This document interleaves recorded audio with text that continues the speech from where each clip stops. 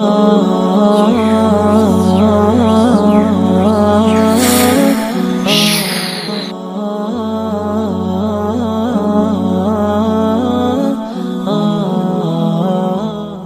sosok pembenci Islam ini justru beralih jadi mualaf.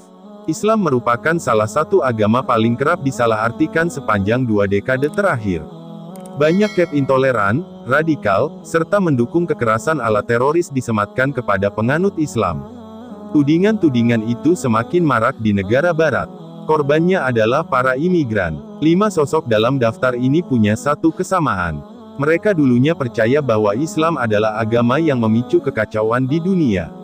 Mereka secara gigih menyebar wacana menyudutkan agama yang berkembang pertama kali dari Jazirah Arab ini. Namun, belakangan para pembenci Islam yang gigih ini justru tertarik pada ajaran Nabi Muhammad. Mereka mengubah keyakinan yang lama, menjadi sepenuhnya memeluk Islam dan mengakui keesaan Tuhan. Seperti apa cerita mereka tiba-tiba mengubah persepsi buruk tentang Islam, lalu menjadi pemeluknya yang taat. Daniel Streich, anggota Partai Rakyat Swiss SVP, dulunya pembenci Islam yang tenar.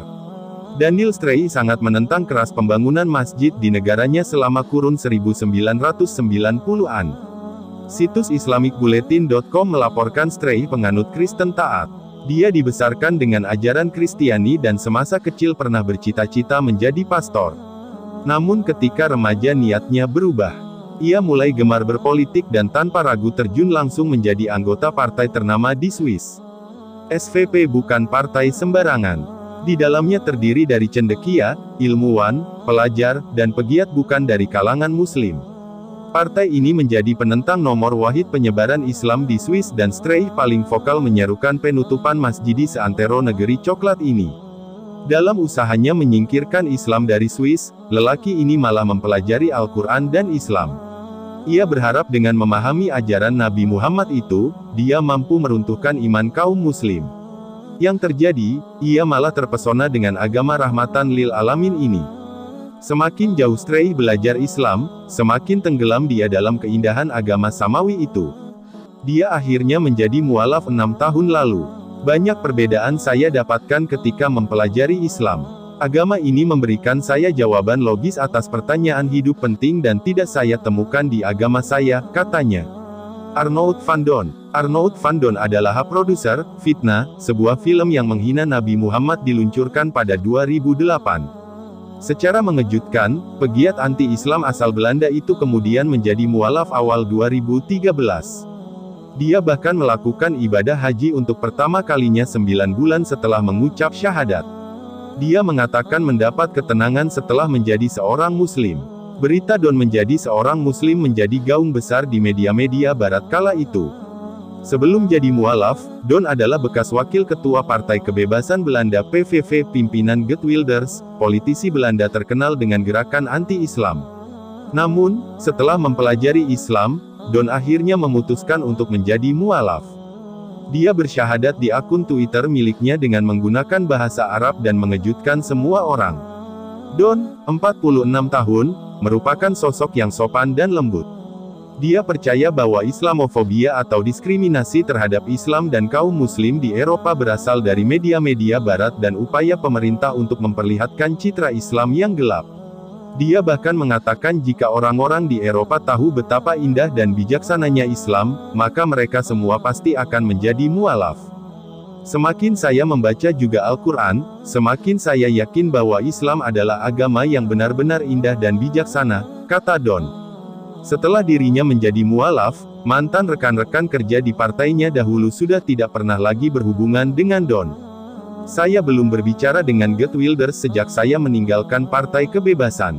Saya tidak tahu kenapa. Ketika Anda meninggalkan partai, Anda pada dasarnya sudah dianggap tidak ada lagi, kata Don, saat diwawancarai kantor berita MAN MNA. Yusuf Estes. Yusuf Estes adalah seorang mualaf asal Amerika Serikat. Bahkan bisa dibilang dia dulunya termasuk dalam orang-orang yang mengidap Islamofobia. Estes lahir dari keluarga Kristen yang taat di Midwest, Amerika Serikat. Keluarganya secara turun-temurun membangun gereja dan sekolah di AS. Keingintahuannya yang besar terkait ajaran Kristen membuatnya ingin mengunjungi gereja-gereja lain. Ia datangi gereja Metodis, Episkopal, Nazaret, Agape, Presbyterian, dan lainnya. Tak hanya itu, Estes juga mempelajari agama lain seperti Hindu, Yahudi, dan Buddha. Tapi tak sekalipun dia peduli pada ajaran Islam. Estes sempat meyakini Muslim adalah penyembah kubus di tengah padang pasir yang senang kekerasan. Pada 1991, Estes merintis usaha yang kemudian mengantarkannya berkunjung ke luar negeri. Negara pertama yang ia kunjungi adalah Mesir. Di negeri piramida, Estes bertemu dengan seorang pria Muslim. Satu hal yang ada di pikiran Estes tentang Muslim, a euro uterorisa euro. Estes tidak percaya ia harus berhubungan dengan sosok yang begitu ia benci.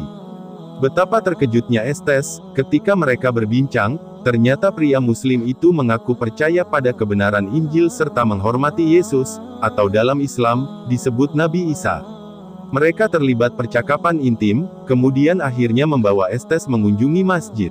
Akhirnya dia justru memeluk Islam diikuti oleh istri, anak-anak, ayah serta mertuanya. Estes kemudian mendalami agama di Mesir, Maroko dan Turki. Sejak 2006, Yusuf Estes secara reguler tampil di PCTV, Huda TV, demikian pula Islam Channel yang bermarkas di Inggris.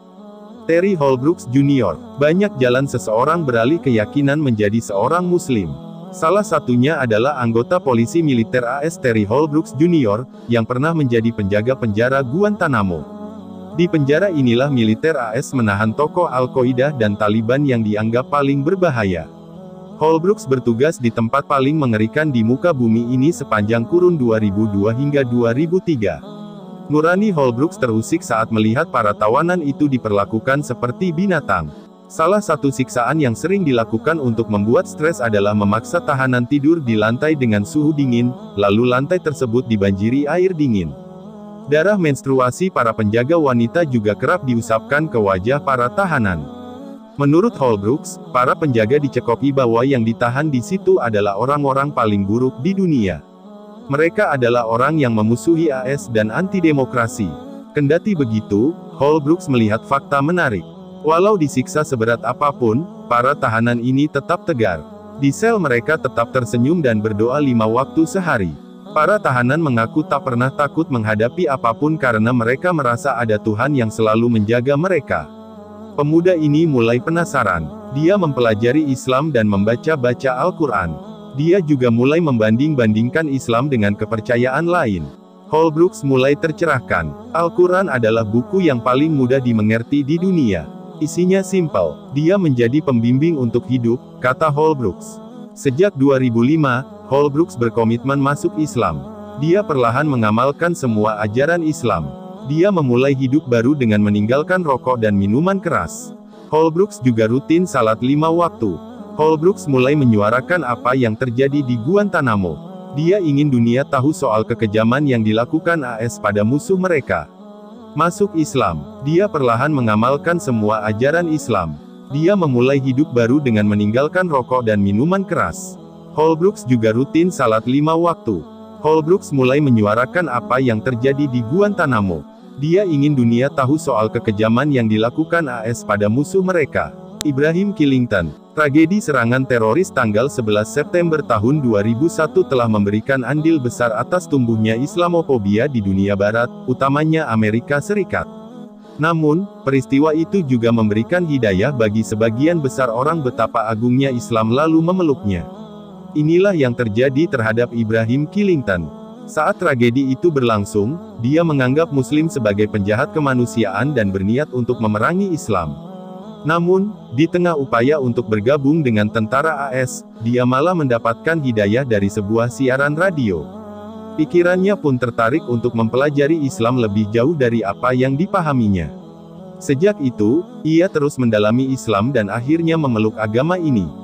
Masa lalunya yang hanya untuk mabuk-mabukan dan bersenang-senang tak lagi dilakoninya, aktivitasnya kini hanya untuk beribadah di masjid.